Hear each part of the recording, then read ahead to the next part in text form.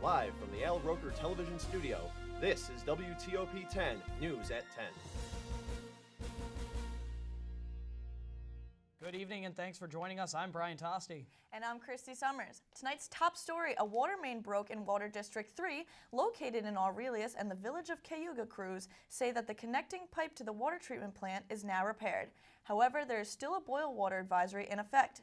Officials suggest to conserve on water usage in order to keep less strain on the system. And we'll have more local news in just a minute, but first, a quick check of your outside weather with meteorologist Michael Panny. All right, thanks Brian and Christy. And stepping outside tonight, there is a bit of a chill in the air with temperatures right now in the mid-20s, and we do have a few flurries flying around as well. Now I'm expecting these flurries to pick up in intensity and maybe even become some heavier snow showers as we head towards daybreak, and temperatures are going to remain cool as we head into the beginning of our work week. I'll have exactly how long those cool temperatures will last, plus a possible warm-up coming up in a few minutes, but I'll send it back inside right now to the news desk. All right, thank you, Michael. West Hill High School remembers and commemorates the life of a fellow classmate Saturday night. Senior Anna Polano was killed when her SUV crossed in front of a Centro bus on Comstock Avenue in Syracuse. Dozens of friends and classmates flocked to the vigil to honor the 18-year-old, saying that she will be missed by all. Police are still investigating the cause of the crash. A fire has torn through a multi-family home on Tip Hill in Syracuse this morning. The flames started on the first floor of the building located on Ulster Avenue. The fire spread rapidly throughout the premises, but the firefighters were able to put it out quickly. 3 people inside were able to get out in time and no one was hurt. However, the cause of the fire is still under investigation. A Syracuse man is in critical condition at Upstate University Hospital where he was after he was involved in a shooting on West Ostrander Avenue. Charles Campbell was found on Sunday morning, and witnesses say they saw Campbell fighting with 2 teenagers before the shooting, and the teenagers were believed to be armed. Police say Campbell could not identify the shooters. A police chase in Madison County this afternoon ended with a man's car flipped over. The crash started with an alleged theft at the Rite Aid in Canastota. The suspect drove through the nearby village of Chinango, and an officer recognized him and attempted to pull him over. As the suspect sped away, he ended up going too fast with the result of the upside-down vehicle.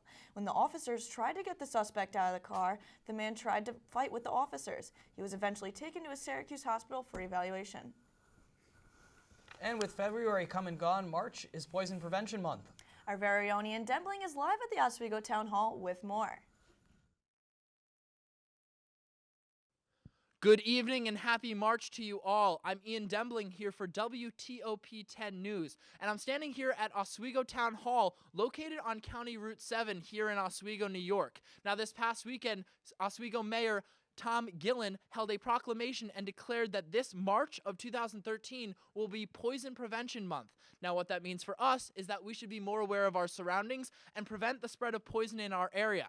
And to do this, we can do a lot of very simple things. One of the most important things that we can do is keep our drugs and chemicals far out of the reach of children. That's very important because children should not be exposed to these types of drugs and chemicals. We should also make sure that any of our chemicals should not be exposed in areas where we will be drinking out of, such as glasses or soda bottles. There should be no gasoline, bleach, or anything of that kind in those drinking items. Also, we should make sure that when taking medicine that we read the instruction label and only take what we are supposed to. Medicine is not candy. I repeat, medicine is not candy. Do not take more than what you are supposed to. It can be very dangerous for you. And most importantly, if you have any questions, comments, concerns, or any problems with poison, you should always call the Poison Prevention Hotline. And that number is 1-800-222-1222. That number again, 1-800-222-1222. If you have any questions, comments, or concerns, make sure you call them. That'll do it for us here. We'll take it back to you in the studio. All right, thanks, Ian. Relatives of EEE victim Maggie Sue Jellenster Wilcox have held a benefit in her honor Saturday to inform other families about how they can protect themselves. EEE is a disease spread through mosquitoes, and while it's very rare, its effects are extremely serious. The fundraiser is focusing on informing people of the disease as well as raising money through a bake sale and raffles. All proceeds from the benefit will go to the MSGW Foundation, started in Maggie Sue's name, in hopes to find a cure for EEE. All-around great coach and teacher Tom Dotterer received a fundraiser held in his honor today in Syracuse. This past January, store owner Dotterer was shot in the eye during an armed robbery at his liquor store. Some people were hoping that the money raised at today's event would go towards Dotterer's medical bills or advancements in the store's security. Dotterer wouldn't have it. Instead, the money will go to a cause dear to his heart, the McMahon Ryan Child Advocacy Center in Syracuse. And in celebration of National Foreign Language Week, students will read selections from foreign language texts. On Tuesday at 7 p.m. in Penfield Library on the campus of SUNY Oswego, students will briefly discuss themes and ideas expressed in their selections. The event is free, and parking is for those without a campus parking sticker is $1. The film Abel Raises Cain will have a screening followed by a question and answer session with the director, Jenny Abel. The entry fee is $7 for general public, $5 for seniors, and only $3.50 if you're a student. You can get your tickets at the SUNY Oswego box office or the Oswego Cinema located on 138 West 2nd Street. The screening and discussion will be from 7 to 9 p.m. on Tuesday, March 5th. And coming up after the break, we'll take a look at your forecast with meteorologist Michael Panny. And later we'll look at Oswego's big weekend for sports. Stay with us.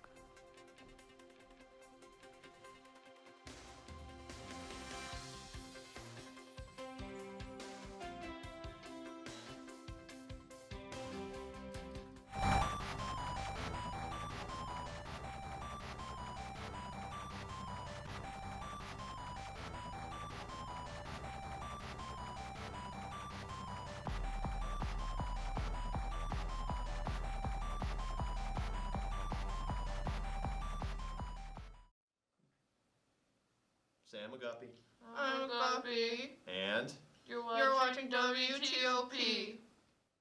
The Oswego MBA program, helping you achieve your goals with a customized curriculum developed with flexibility in mind. Take classes year-round, full or part-time in Oswego, online or at the Metro Center in downtown Syracuse. More information is available online or by calling 315-312-2911. Last night, Lori Capricuzzi scored 2 goals on Aliyah Brian Love. Joe, get out. Adam, you're in. Lori Korpakovsky scored 2 goals on Ilya Brizgalov. Got it!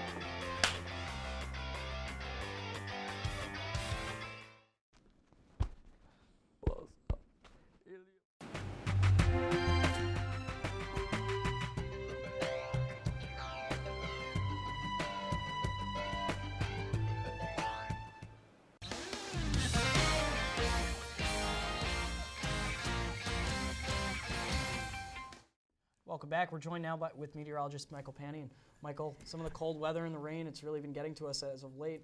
Any good news for us in the future? Well, I think if we can get through tomorrow, then we may have some warmer conditions as we head through the rest of the week. Looking outside right now from atop Fennell Hall, our Skycam 10 picture.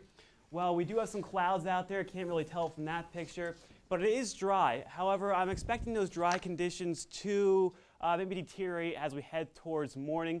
You can see outside, no flakes right now, but again, as we head towards daybreak, I'm expecting that to change. For tonight, again, cold with some snow showers likely, low about 20 degrees. So when you factor in the winds, we're going to have real field temperatures of about 10 degrees. So if you do head out tomorrow morning, definitely want to bundle up as it is going to be a pretty cool morning. For our regional radar right now, the bulk of the precipitation is right now over western New York and into Pennsylvania. However, I'm expecting through the rest of the night for more snow to begin to develop over central New York and into the Adirondacks. Now, this snow is a result of a cutoff low pressure system that's located over the Canadian Maritimes, and it will continue to sit there for our Monday tomorrow. Now, as it sits there, it's going to draw in a little bit of moisture from the Atlantic Ocean and also bring in a little bit of cold air from Canada. Now, those two are going to mix together and give us a bit of a wintry start for our Monday. However, if we can just get through there, then we're expecting conditions to become a little bit better as we head towards the rest of the week. Planning out tomorrow for you, 7 a.m., so as you're heading out to work or to school, a few light flurries or snow showers south of the lake. However, as we head towards our afternoon hours, 1 p.m., so if you're heading out for lunch, that's when I'm expecting the snow to become a little bit more widespread. And I think between now 1 p.m. and about 5 p.m. in the evening, so when you're coming home from work or from school, is when we're going to see about the steadiest snow showers, accumulating to about a coating or an inch, so more of a nuisance if anything else. For tomorrow, your Monday, breezy with snow showers, and again, it's going to be pretty cold. Temperatures about 29 degrees, so really struggling to hit 30 degrees. When you factor in those winds west at 15 to 25 miles per hour, we're going to have wind chills about 19 to 20 degrees. So again, one of the colder days as in the past we've seen temperatures really get into the 30s. Now, for your day planner, looking more closely for tomorrow, 8 a.m., again, those flurries are going to begin to develop, 21 degrees, so a cold start. As we head into the afternoon and then the evening, that's when I'm expecting the snow showers to become more widespread, and again, a general coating to an inch through most areas of Oswego County. For our 5-day forecast, after a wintry start from Monday, will temperatures and conditions really start to improve beginning Tuesday. That's when we see, especially in the afternoon, those clouds begin to break. As we head into our mid to late week, into the weekend, well, we have sunny skies and temperatures, yes, pushing 40 degrees, something we haven't seen here in central New York for quite a while.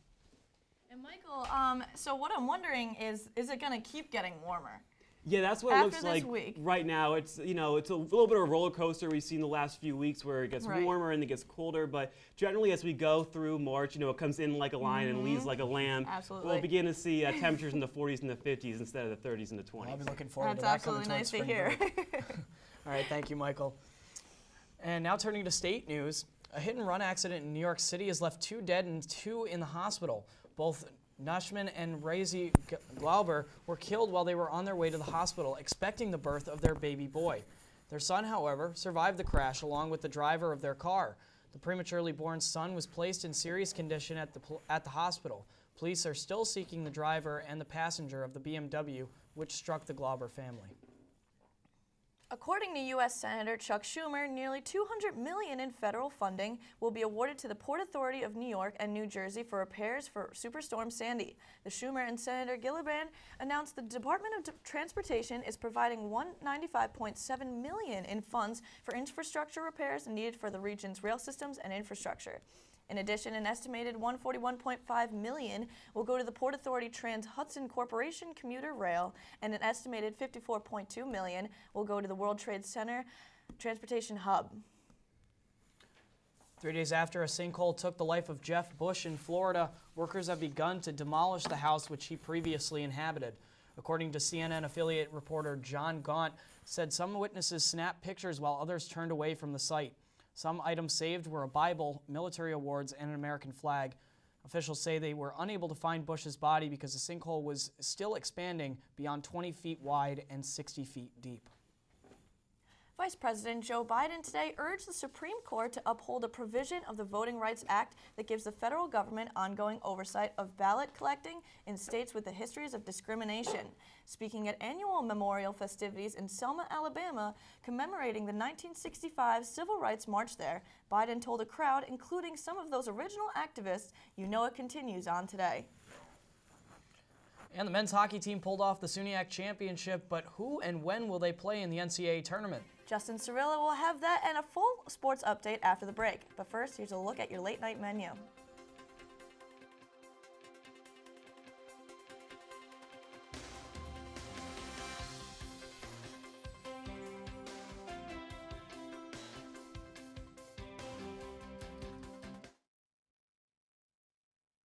We are the Tigers from Pet 885.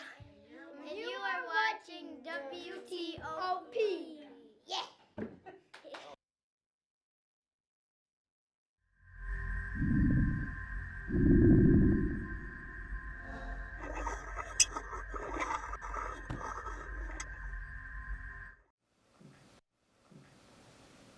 Sam McGuppy. I'm Guppy. And You're watching WTOP. The Oswego MBA program, helping you achieve your goals with a customized curriculum developed with flexibility in mind. Take classes year-round, full or part-time in Oswego, online or at the Metro Center in downtown Syracuse. More information is available online or by calling 315-312-2911.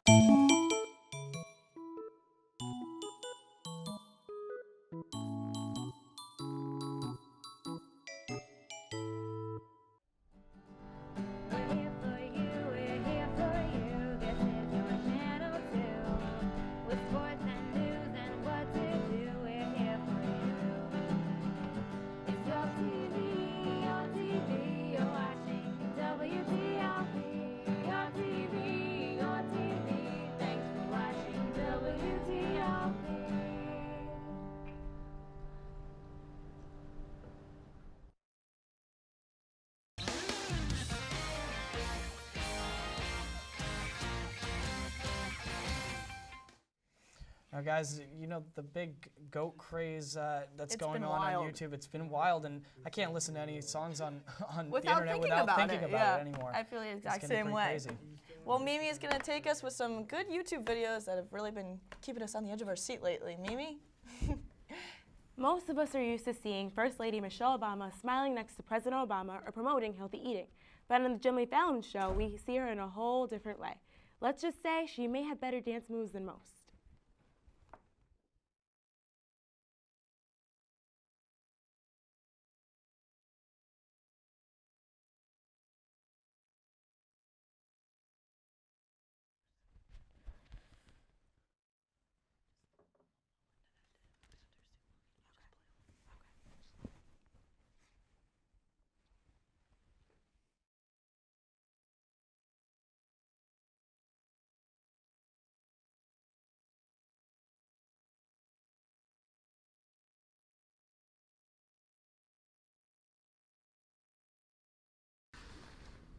Many of us have experienced an awkward kiss, but not quite as public as the one with 50 Cent and Aaron Andrews.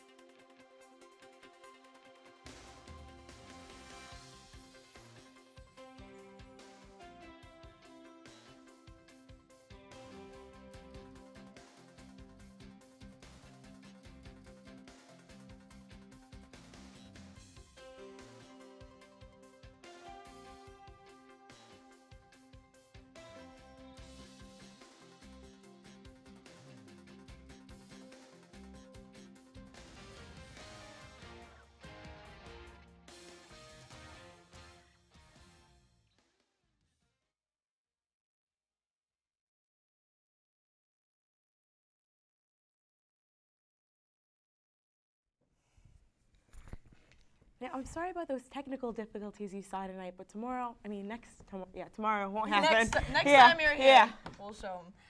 And now, Michelle Obama, she's been a huge, icon almost know. in, the media world, not even just presidency, Her or fashion first lady, sense, rather. And for sure. I love it. I think she's great. I mean, I have to agree. Yeah, both the Obamas have done such a great job, not Yeah. only with the country, but they've done a very good job with media exposure and really getting creating in a touch good with icon or exactly. leader for the country. Absolutely. Exactly. Thanks a lot, Mimi. I appreciate it. These mandatory evacuations have been lifted for the homeowners impacted by an 1,100-acre brush fire in Florida. Saul Sains talks to man who decided to stay behind while crews battled the fire they say was one of the fastest moving they've ever seen. This is the area of Flagler County where firefighters say the Dorrance fire began.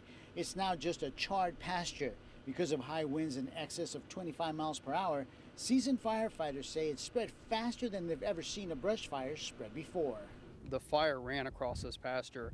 It actually outran a lot of our trucks. 300 homeowners were asked to evacuate their homes. Adam Grenier stayed behind to protect his home. And so it traveled from probably 1,000 feet, 5 minutes, and it was jumping across the street, had spots in my yard. It was pretty crazy. Grenier saw the fire across the road there in the woods. It jumped onto this palm tree. He tried hosing it down because that fire was so dangerously close to his home. Grenier has lived in this home since 1992. He was here for the 1998 wildfires and says the towering flames racing toward his home were spreading faster than the 98 fires. How big were those flames? Oh, 20, 25 foot. That they were coming across the fire line here. And now we'll full look at sports with Justin Cirillo. Justin?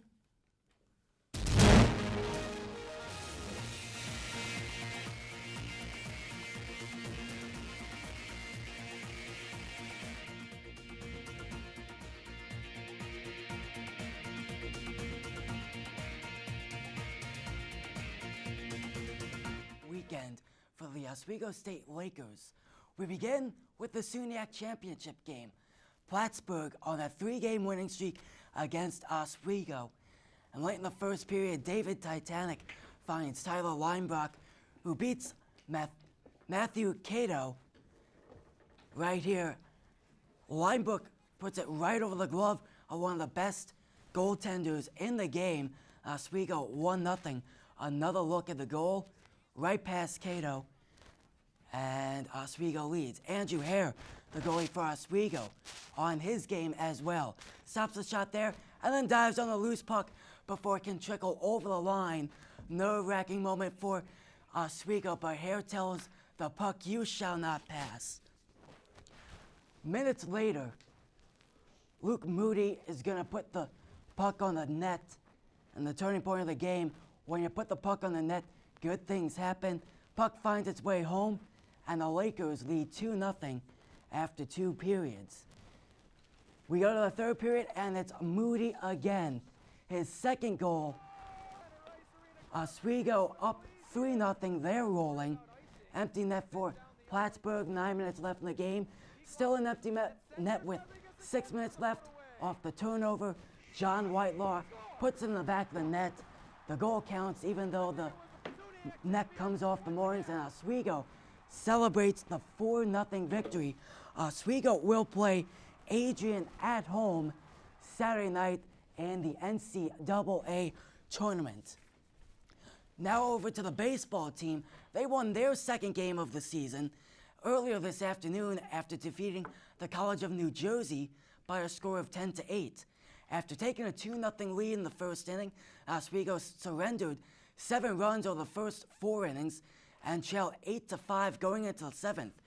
That's when the College of New Jersey's starter, Robert Schneider, lost his touch, starting 4 straight singles to the Lakers in the 7th.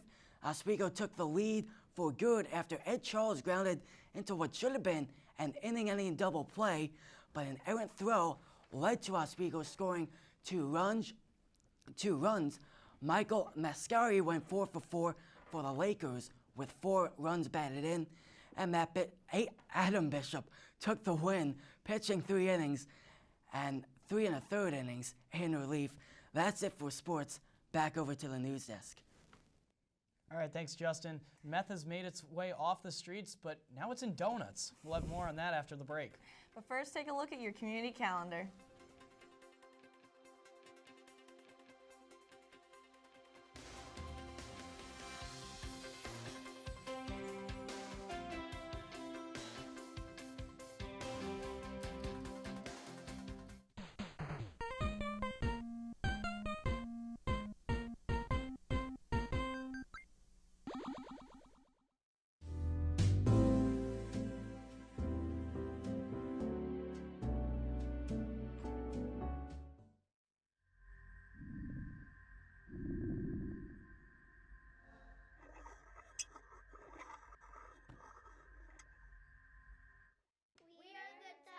From Pet 885. And you are watching WTOP. Yeah.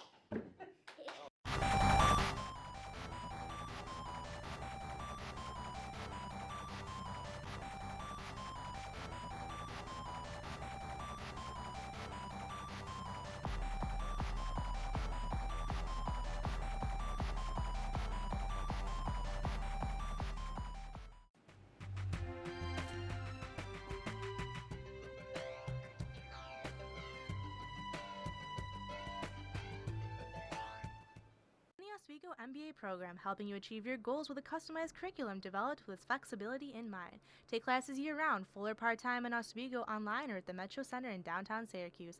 More information is available online or by calling 315-312-2911.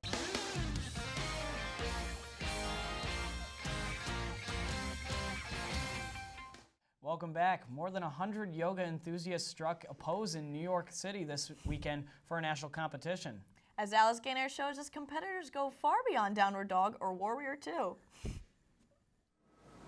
About 165 competitors from 33 states have come to New York City to compete in the 10th annual National Yoga Asana Championship. Yoga is big. Yoga's practitioners, 25 million in the United States. Among the yogis competing from New York, husband and wife Nicholas and Julia. We met at a yoga class about 5 years ago. Nicholas, who surprisingly listens to rap to get in the zone, initially got into yoga to impress women back in 2002. And this Lotus Palm was pretty impressive. Equally impressive, his wife's Scorpion. This is their first year competing. I think it's almost like if you were at a gallery and you had your stuff displayed and then the judges picked one that they liked. Competitors are judged on technical execution, level of difficulty, poise, composure, and grace. This year was just my year to get through it. I think next year I'll score better. The unmistakably pure blue meth from the popular show Breaking Bad is now making its way onto donuts. Rebel Donuts in Albuquerque created the donut that has blue frosting resembling the pure meth portrayed on the ABC hit. Breaking Bad star Aaron Paul was the first to bite into the pastry, and ever since, customers have been addicted, no pun intended. Fans believe it to be a fun spin-off from the show, but some believe it's pushing a serious line with supporting illegal drugs. Check out this plump kitty. Biscuit is about double the size of a normal house cat, weighing at a whopping 37 pounds. A shelter in Missouri took the chubby cat, and after its owner could no longer take care of it. Biscuit is on a diet and hopes to have a home soon. Only one problem, the shelter says Biscuit doesn't care for kids. Florida Fish and Wildlife officials rescued this injured manatee from a canal in Deerfield Beach. More than 40 neighbors jumped in to help the rescuers. A boat hit the manatee and it got away from the fish and wildlife officials trying to get it. The manatee was taken to the Miami Seaquarium, where it was reported to be in critical condition. Lauren Silverman became the first woman in history to try out for the NFL when the kicker participated today in the New York Jets' regional combine, but she didn't have much of a chance to show what she could do. Silverman attempted just 2 kicks, one that went 19 yards and the other just 13 yards, before she asked to see a trainer suffering from an injury to her quadriceps that she said happened while she was training for the tryout.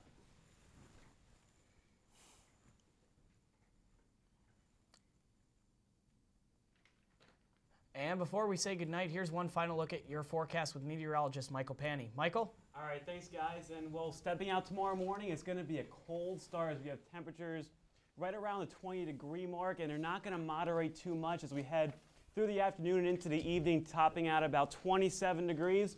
We're going to have a chance for some snow showers, especially during the mid-afternoon hours into evening, about a coating to an inch. So not too much on the way of snowfall, but enough white stuff to remind us that I guess it's still winter. Well, we don't want to get rid of winter too quickly here in Oswego. It's kind of our trademark. However, from downstate New York, I'm really excited for the St. Patty's Day Parade in New York City coming up in a couple weeks, and I feel like we'd like some good weather for that. So hopefully, this March weather starts to get a little sunnier. I guess I'll put in the call to the big guy and see what he can do. Let them know for us. Absolutely. Hey, but we want snow around because hockey's coming up this weekend. Biggest game of the year for the Lakers so far. It's going to be a tough one. Adrian's a very good team. Yeah, that's the second straight year we host a NCAA tournament game, so it should be fun. Should be very fun. We'll be here actually on WTOP with the call that Saturday afternoon at 6:30 for pregame and 7 o'clock. So I have to put a little plug in there for myself, Absolutely. Just for everyone. So that'll do it for us here for the entire 10 News team. I'm Brian Tosti. And I'm Christy Summers. Stay tuned for the rundown, and live at 11 is the playing field. Good night, Oswego.